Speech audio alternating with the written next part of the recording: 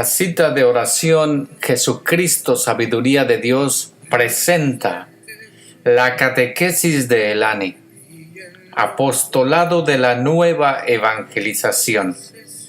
Quedan ustedes en manos de Jesucristo, Sabiduría de Dios y la Santísima Virgen María. Lectura del Santo Evangelio según San Marcos 1, 40 al 45. Se acercó un leproso que se arrodilló ante él y le suplicó: «Si tú quieres, puedes limpiarme». Sintiendo compasión, Jesús extendió la mano y lo tocó diciendo: «Quiero, quedas limpio». Al instante se le quitó la lepra y quedó sano. Entonces Jesús lo despidió, pero le ordenó enérgicamente: «No cuentes esto a nadie, pero vete y preséntate al sacerdote y haz por tu purificación la ofrenda que ordena la ley de Moisés, pues tú tienes que hacer tu declaración». Pero el hombre, en cuanto se fue, empezó a hablar y a divulgar lo ocurrido, de tal manera que Jesús ya no podía entrar públicamente en el pueblo. Tenía que andar por las afueras, en lugares solitarios. Pero la gente venía a él de todas partes. Esta es palabra de Dios. Gloria a ti, Señor. Invitamos a todas las comunidades del mundo que, si desean abrir su casita de oración y llevar esta luz del Evangelio de Cristo, del apostolado de la nueva evangelización, se pueden contactar con nosotros y nosotros con mucho gusto abriremos esa casita en cualquier lugar del mundo, porque estamos llamados a llevar el Evangelio hasta los confines de la tierra. Dios los bendiga, un abrazo para todos y quedan en manos de Jesucristo y Sabiduría de Dios y la Santísima Virgen María. Referencias para la mejor comprensión del Evangelio. Para comprender mejor no solo este pasaje del Evangelio, sino toda la liturgia del domingo, es necesario comenzar recordando que en la mentalidad del pueblo judío de aquel tiempo, todas las enfermedades eran consideradas como una maldición de Dios, como un castigo por los pecados, los propios pecados, si la dolencia se había contraído a lo largo de la vida, o los pecados de los antecesores, ya sea los padres, abuelos, etcétera, etcétera, si se trataba de una enfermedad de nacimiento. Desde esa perspectiva, y según aquel modo de pensar, cuanto más grave fuese la enfermedad, mayor se creía que habría sido el pecado o los pecados cometidos, ya sea por el propio enfermo o por sus antepasados, según fuese el caso. Como sabremos, la lepra no era una enfermedad de naturaleza congénita, sino que había de ser adquirida a través de la vida y, por lo tanto, se le cargaba toda la culpa directamente al enfermo. Así eran las cosas. Así eran las cosas. Un leproso era considerado directamente un terrible pecador, de tal manera que a los espantosos tormentos físicos que los pobres enfermos debían sufrir, venían a sumarse la reprobación y la condena de parte de todo el mundo. Además de esto, por una cuestión de profilaxis social, es decir, que para evitar los contagios masivos, la ley establecía que los leprosos debían vivir marginados, vestir harapientos, andar despeinados, con la cara medio tapada y gritando: «¡Soy impuro! ¡Soy impuro!», tal cual se establecía en el libro del Levítico, de manera que todos pudieran enterarse desde lejos que había un leproso y así poder huir a tiempo para no contagiarse. Hoy todo esto nos horroriza de solo pensarlo, Pero debemos comprender que en aquel tiempo había que optar por el mal menor. Era eso, o tener en poco tiempo a toda la población hebrea contagiada y potencialmente aniquilada en medio del desierto. Recordemos que la ley se escribió durante el éxodo desde Egipto a Canaán.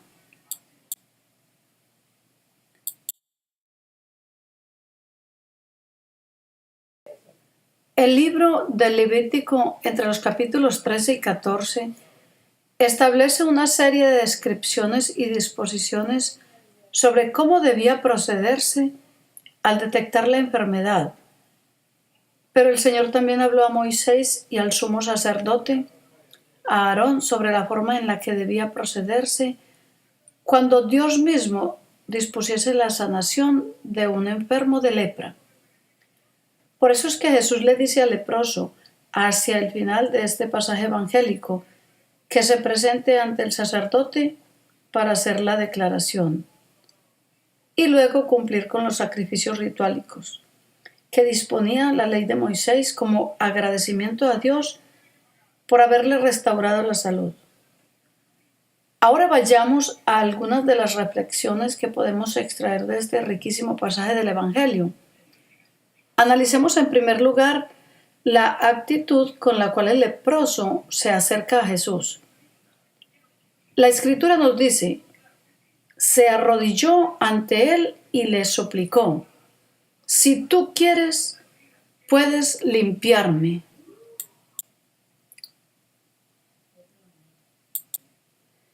La profunda humildad y la fe que demuestran a la vez el hecho de que él se arrodillara ante Jesús y el tono de su súplica deben ser suficientes para imaginar hasta qué punto se habrá conmovido el Señor al verlo. En esas pocas palabras, el leproso le dice todo. Yo sé que tú tienes el poder para hacer lo imposible. Yo creo de verdad en ti, y en esa fe baso mi esperanza. Por eso te suplico que tengas misericordia y compasión de mí. Apiádate, Señor, de este hombre que, arruinado, llega hasta tus pies para rogarte clemencia. La respuesta de Jesús no podía ser otra que el concederle lo que este hombre le pedía, como sucedió también con la mujer cananea, que una vez suplicando la sanación y la liberación de su hija, lo conmovió diciéndole, también los perritos comen las migajas que caen de la mesa de sus amos. Él le respondió, mujer, qué grande es tu fe, que se cumpla tu deseo, y en ese momento su hija quedó sana. Aquí obtenemos la primera enseñanza práctica del pasaje que nos tocó hoy. Jesús siempre atiende las súplicas realizadas con humildad y con fe. La misericordia es lo propio de Dios, decía Santo Tomás de Aquino, y esa misericordia se manifiesta plenamente en Jesucristo todas las veces que se encuentra con el sufrimiento humano. En efecto, son muchas las ocasiones en que los evangelistas señalan los sentimientos de misericordia del corazón de Jesús, cuando se halla con la desgracia y el sufrimiento ante los que nunca pasa de largo. Ejemplos de ello son los pasajes que nos hablan de la viuda de Naín, a quien le resucita a su hijo, que lo podemos encontrar en Lucas capítulo 7, versículos del 11 al 17. También las gentes que estaban como ovejas sin pastor, con quienes se queda a pesar de su propio cansancio y abatimiento. Por la muerte de Juan Bautista, que podemos encontrar en Mateo capítulo 9, versículo 36. La multiplicación de los panes y los peces para alimentar a la muchedumbre hambrienta. Marcos capítulo 8, versículo 2. El ciego al que le devolvió la vista. Mateo capítulo 18, versículo 27 y tantos otros. El mensaje con el que la Iglesia sintetiza la enseñanza de la liturgia de este domingo nos dice: El que cree en Cristo como vencedor del mal nunca desaprovechará el paso del Señor. Por eso cabe preguntarse ahora de qué manera estamos aprovechando nosotros al Cristo que pasa hoy por nuestro lado. En una de las catequesis de hace algunos años decíamos que a nosotros nos toca hoy combatir la lepra espiritual, la lepra de la indiferencia hacia el pecado, la lepra del desamor al prójimo y del excesivo amor a uno mismo, la lepra del personalismo, que nos cubre como fruto de este mundo, pero que se limpia sin dejar rastros cuando miramos el rostro bendito de Jesús, que nos abre los brazos sonriente en cada confesión y en cada Eucaristía. Esa lepra se cura con la comunión, con la unión común a los hermanos en perfecto amor. Todos tenemos algún mal por combatir, sea en el cuerpo, en la mente o en el alma. Y el mensaje del Evangelio hoy nos recuerda que acercándonos a Jesús con verdadera humildad y profunda fe, encontraremos la sanación que necesitamos. Hagámoslo pues individual y comunitariamente. Aprovechemos para ello el sitio de Jericó de todo el año que ya viene. Por otro lado, hoy de nuevo vemos que Jesús pide callar, aunque esta vez no a los demonios como en los dos evangelios pasados, sino a un hombre de carne y hueso. Esto no debe de pasar inadvertido.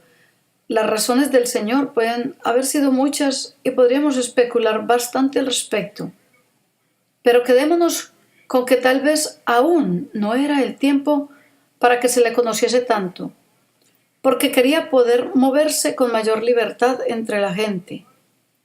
Lo que importa, lo que siempre debe de importar, es lo que nos llama a pensar, lo que nos llama a hacer o a dejar de hacer el mensaje del Evangelio hoy.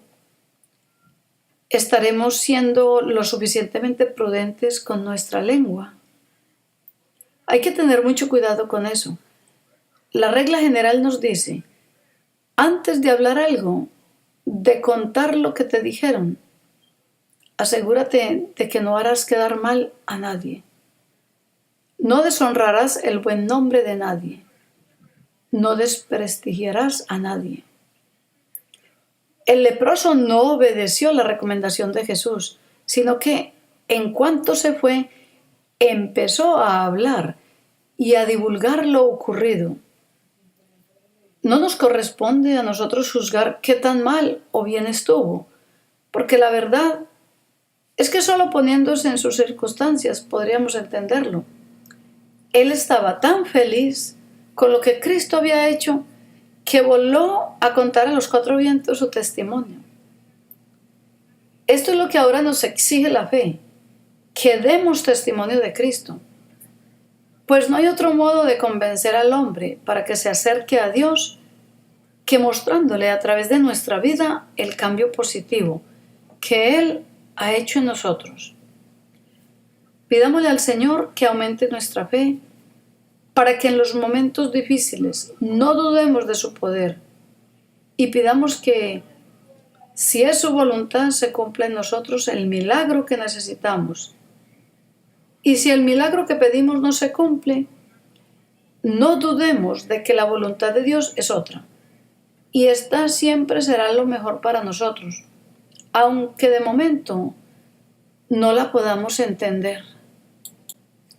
Ahora vamos a meditar en las preguntas para orientar esta reflexión del Evangelio. ¿Estoy consciente de que al estar en pecado me autoexcluyo de la gracia de Dios? Reconozco que la bondad y la misericordia de Dios son tan grandes que basta mi confesión sacramental para ser totalmente perdonado.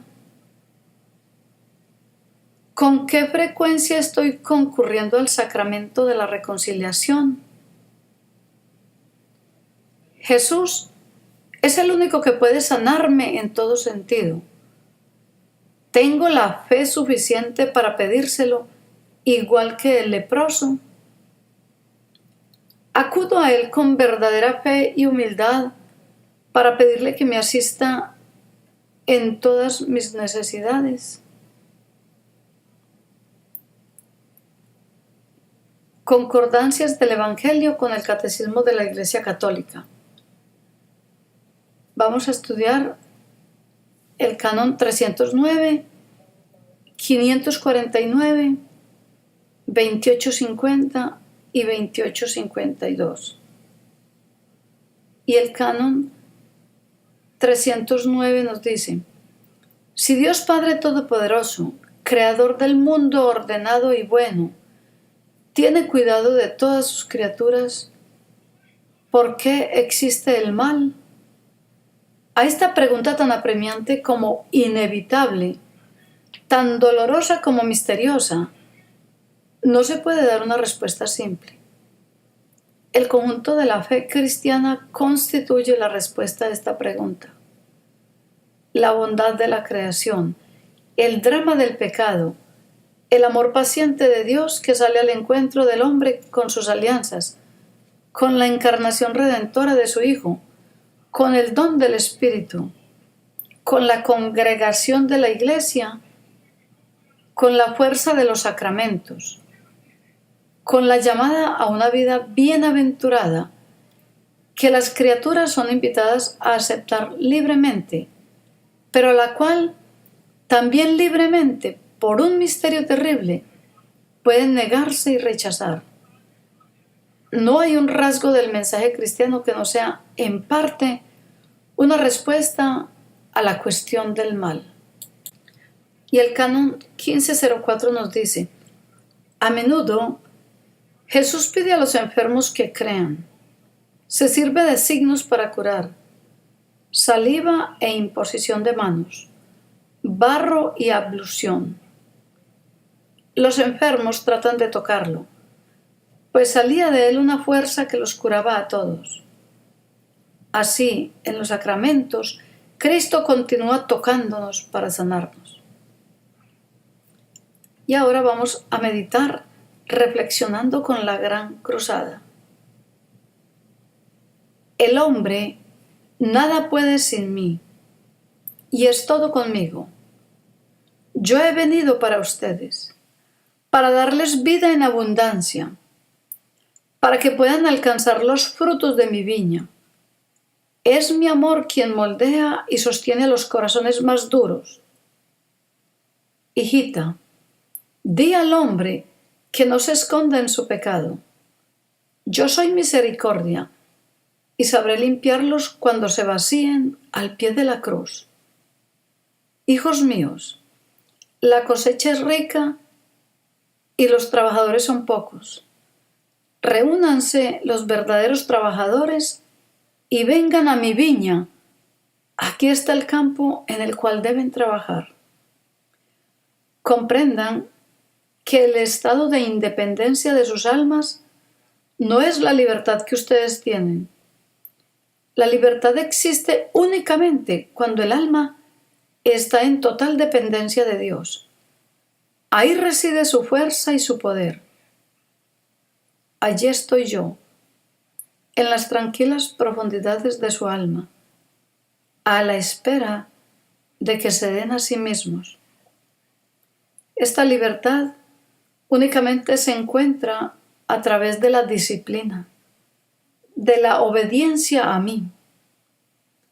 Busquen primero hacer mi voluntad, cegándose al camino del mundo, negándose a sí mismos, para que yo pueda limpiarlos y renovarlos. Entonces serán capaces de vivir en el mundo libres, íntegros, en pureza de alma y de mente. No importa qué se le da al enfermo, con tal que sea para su salud. Lo que importa es sanar. Yo lo sano y tanto mejor cuanto más asimilan mis cualidades. Pero el enfermo no puede permanecer inactivo, recibiendo la medicina. Debe de alguna manera contribuir a la salud. Por lo tanto, yo los dejo inactivos y quiero que me ofrezcan su intención de hacerse sanar por mí. Médico y medicina. Yo curo, ustedes deben ser curados. Te lavaré los pies, aquellos pies que han pisado una senda resbaladiza y que ahora están heridos por los golpes contra las piedras. Yo los enjugaré, los sanaré, los besaré, y tú quedarás sano.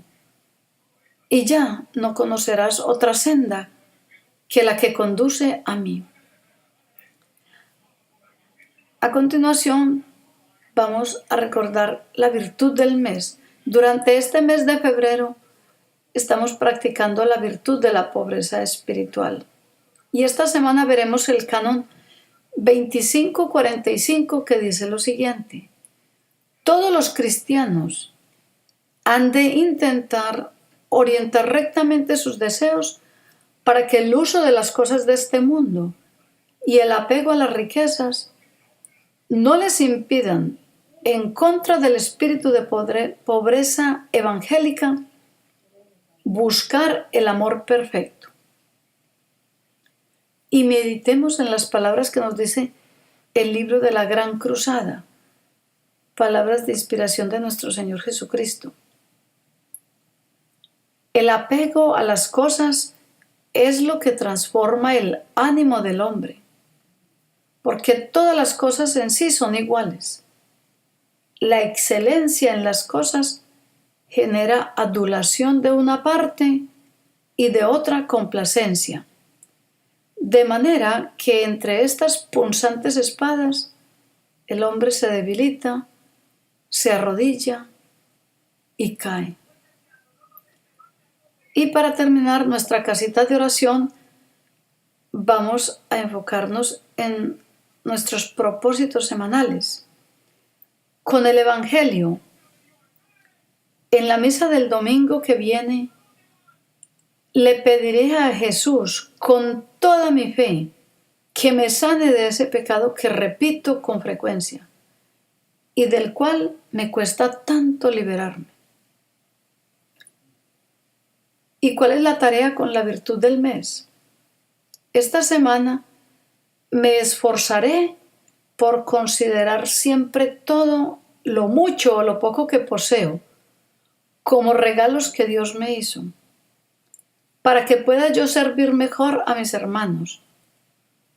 Procuraré pues servirlos más con alegría, con paz y con mucho amor. Compartamos la casita de oración con nuestros vecinos, familiares, amigos y cercanos, y que nuestro corazón sea esa casita de oración para nuestro Señor Jesucristo y el Inmaculado Corazón de la Virgen María, en el nombre del Padre, del Hijo, del Espíritu Santo. Amén.